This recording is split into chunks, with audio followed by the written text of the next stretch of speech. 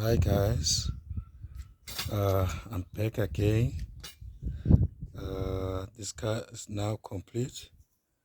The problem of this car was making a noise on the engine, only to find out that the problem was the hydro lifters.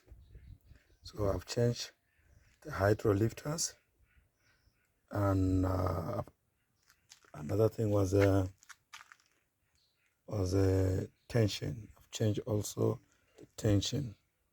So also tension can contribute on the noise, on making noise on polo vivo CLP engine.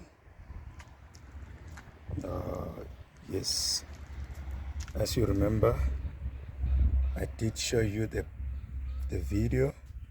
It was part A, how to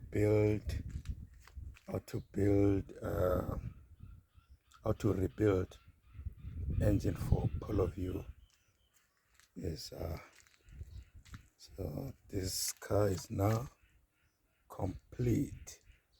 I'm going to start this car so that you can hear the difference.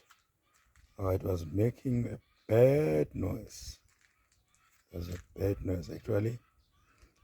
Forgot to take a video, the video for before and then an after. But you guys, if this guy is behaving like making funny noise. Let me just start this car so that you can hear.